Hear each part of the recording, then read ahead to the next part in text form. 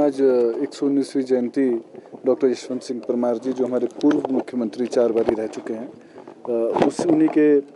उनको श्रद्धांजलि देने के लिए आज विधानसभा में जो हर साल की भांति कार्यक्रम होता है उसमें हमने शिरकत करी है, और जिसमें हमारे नेता प्रतिपक्ष जयराम ठाकुर जी, डिप्टी स्पीकर रेणुका से विनय जी और अन्य विधायकगण सभी मौजूद थे, अधिकारी और कर्मचारीगण।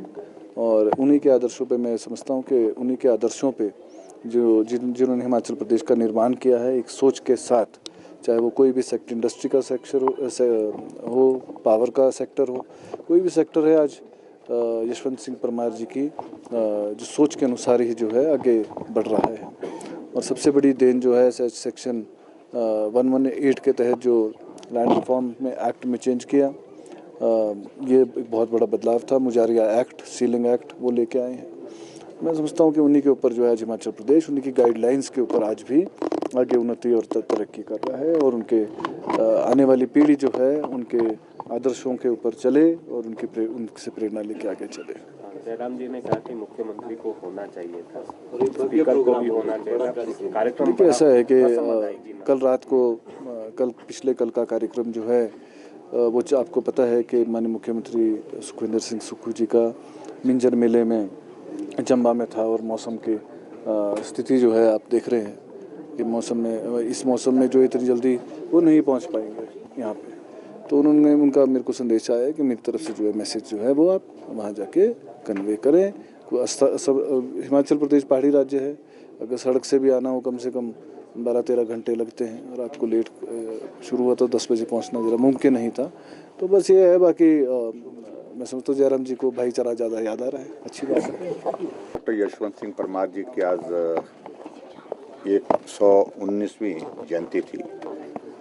इस अवसर पर हम सब लोग उनके योगदान को स्मरण करते हैं, और डॉक्टर यशवंत सिंह परमार जी का बहुत बड़ा योगदान अगर रहा है तो ये हिमाचल उनकी वजह से है।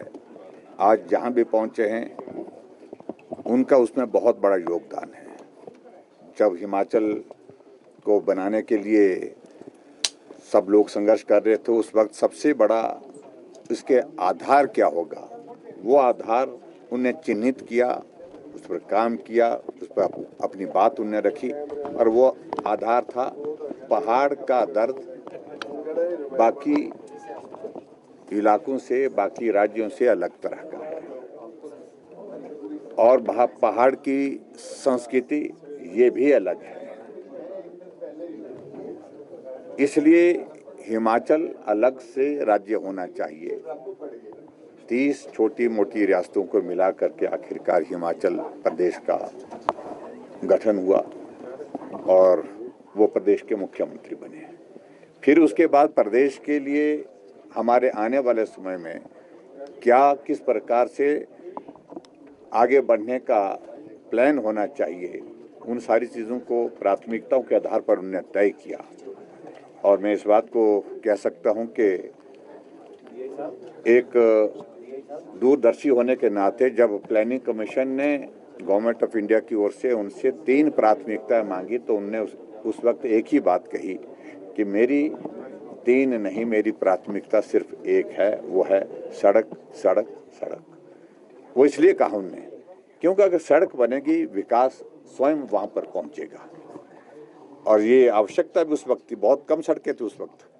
और दूसरा, उसके बाद उनका हिमाचल प्रदेश में जो एक बहुत बड़ा योगदान उस दृष्टि से रहा कि हिमाचल के बागवानों के लिए, हिमाचल के किसानों के लिए हम नई योजनाओं के माध्यम से किस प्रकार से उनको प्रेरित करके आगे मदद कर सकते हैं, जो हिमाचल प्रदेश को निश्चित रूप से आने वाले समय में एक मजबूत आधार जो है विकास की दृष्टि से देखें। इंडस्ट्रियल सेक्टर में भी उन्होंने शुरुआत की, संभावना बहुत ज़्यादा नहीं थी क्योंकि आने जाने की सुविधाएं उस वक्त थे नहीं, और लेकिन उसके बावजूद भी हिमाचल का जो एरिया जो नज़दीक लगता था, जहाँ कनेक्टिविटी बेहतर हो सकती थी, उस दृष्टि से वहाँ पर इंडस्ट्री को उन्हें स्थापित करने का भी प्रयत्न किया, उसमें भी सफल हुए। आज हिमाचल प्रदेश में हम इंडस्ट्रियल सेक्टर में काफ़ी आगे बढ़े हैं। पावर सेक्टर हिमाचल प्रदेश में मजबूत होना चाहिए, ये आधार बनना चाहिए, ये भी उनका एक सपना था जिसको उन्होंने साकार करने की दृष्टि से काम किया। आज उनके योगदान के कारण जो है हम हिमाचल प्रदेश में एक मुकाम पर पहुंचे हैं और उनके इस योगदान को स्मरण करते हुए नई जनरेशन, नई पीढ़ी के लिए भी हम सब के लिए वो प्रेरणा का विषय है। स्वाभाविक रूप से उनके जीवन से जो चीज़ें सीख करके हम प्रदेश हित में, जनहित में जो कर सकते हैं वो हमको करना चाहिए। कहने का मतलब है कि जो योगदान उनका रहा है, जिस तरह का योगदान रहा है, अगर हम उनको हिमाचल निर्माता के रूप में जानते हैं, उनकी पहचान उस तरह से, उनका स्वाभाविक रूप से योगदान बड़ा योगदान है। और इस बड़े योगदान को हम जब एक दिन में उनकी जयंती के अवसर पर स्मरण करते हैं, उस दिन ये कार्यक्रम भव्य होना चाहिए, अच्छा होना चाहिए, एक रस्म के रूप में हमको नहीं करना चाहिए। और इसलिए मेरा यही कहना है कि हम वर्षों से देखते हैं, एक परंपरा रही है कि मुख्यमंत्री, विधानसभा अध्यक्ष सभी मौजूद रहते हैं आज के इस अवसर पर। आज शायद किसी वजह से वो नहीं आ पाए, तो इस शेड्यूल में मुझे लगता है कि थोड़ा परिवर्तन करने की जो गुंजाइश हो सकती थी, उस पर काम हुआ कि नहीं हुआ, लेकिन मैं इतना ज़रूर कहता हूँ, ग्रेसफुल होना चाहिए ये कार्यक्रम। और सही मायने में अगर डॉक्टर यशवंत सिंह परमार जी को हम श्रद्धांजलि देते हैं, उनके योगदान को हम स्मरण करते हैं, उनके योगदान को हम वैल्यू करते हैं, तो मुझे लगता है कि ये चीज़ जो है हमको ध्यान में रखनी चाहिए। Thank you please.